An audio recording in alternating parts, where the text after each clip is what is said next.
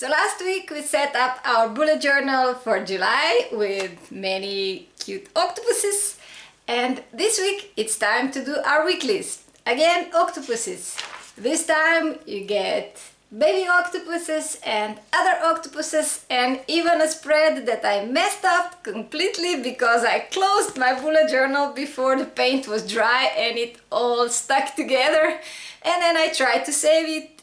So you'll be the judge if I succeeded. But I left it in so you see that it happens to everyone, and bullet journal is not something we should take so seriously, I think. It's the perfect space for practicing our art and a perfect excuse to do art if you're not used to it otherwise. So we should just play along. What happens, happens. You only need to look at it for 1 week or maybe 1 month if it's on a monthly. So don't worry about it. Wanna see my mistake? Check it out. And if you also make mistakes, give me a thumbs up so I know I'm not the only one. It's always nice to know you're not the only one making mess. Before I made a mess, I drew the monthly that you saw in the last video. Check the link in the card or in the description if you've missed it. Now on to my weeklies. Let's start at the beginning. So with the baby octopus. Like human babies, baby octopus have large heads and small limbs. Tentacles in this case. The days are written with a violet pit pen, but you could use any other pen with a slightly bendable nib if you want this kind of lettering style. The days are going clockwise around the focal image, and the dates are added in circles stamped with a homemade stamp from Fun Foam. Since I didn't have that exact shade of violet ink, I just improvised by applying some ink directly from the marker to the homemade circle stamp and then spread it around with a piece of wet kitchen sponge. It worked really well in my opinion. The impression was clear but not too dark, so I could write on top. I drew her in pencil, inked it with a technical pen, or you could use fine liner, and painted it with watercolors, as usually. I chose a central design because the baby octopus is very roundish and I exaggerated that shape by wrapping her tentacles around her. Here comes the page that I unintentionally glued together with paint. Yes, if you put on enough watercolors, they actually stick pages together. Now you know. I wouldn't use them for gluing though. I did the same thing again, sketched, inked and painted with watercolors on top. But this time I invented a font that I'm really fond of.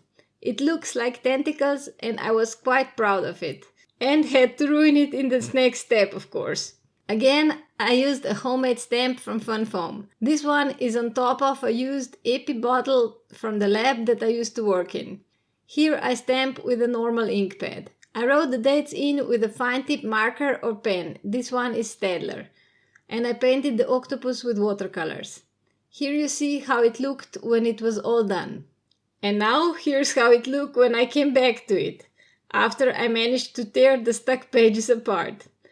I scraped the stuck pieces of paper from the other side and glued them back to their original place. Then I tried to cover up the paint that bled everywhere with a white acrylic pen. It's filled with FW acrylic ink, but you could also use Posca pen or acrylic paint or gel pen or even correction fluid for this step. Not that you'll need it at all, but just in case that you make a mistake or two. While I had that white paint pen in my hand, I added some highlights to my octopus. They're usually wet and therefore shiny, so let's add some shiny spots. I added some shading to the octopus head and repainted the white torn edges of the glued pieces. It's not as pretty as originally, but it surely is functional. And as the bullet journal creator says, that's all that matters. The design on the next page takes advantage of octopus tentacles. They serve as the lines that divide the days and point towards the titles. I wrote those with pit pen, but added some little tentacles to the ends and beginnings of the words. I like to play with these little iterations, and I love those little details that connect the theme and the lettering. These kind of silly little things always bring me joy. I know I'm weird, but hey, more joy is a good thing, right? And it doesn't hurt anybody. The stamp for the dates is actually a centrifuge tube.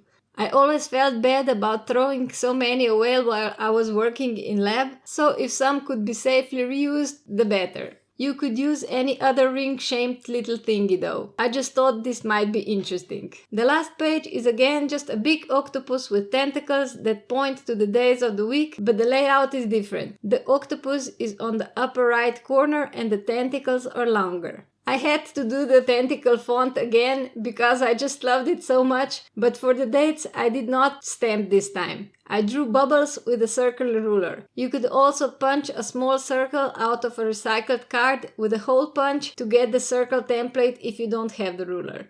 This is one of my most used rulers otherwise, but I love circles.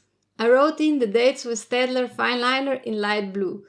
The good thing about octopuses is that they're very versatile. You can really shape them any way you want or need.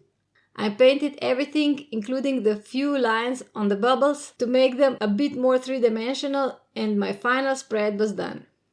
And here's the final flip through of the whole month. I hope you like the octopus theme. It gave me an excuse to paint in purple that I so rarely use. If you haven't checked the monthly Bujo, click the link in the description box below the video, and of course subscribe to Very Arty Fairy for more bullet journaling, silly mistakes, nature art and lots of happy accidents, because my fairy provides inspiration and mess in equal measures. If you don't believe me, just stick around and you'll see.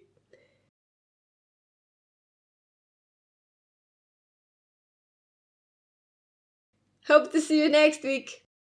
Bye bye!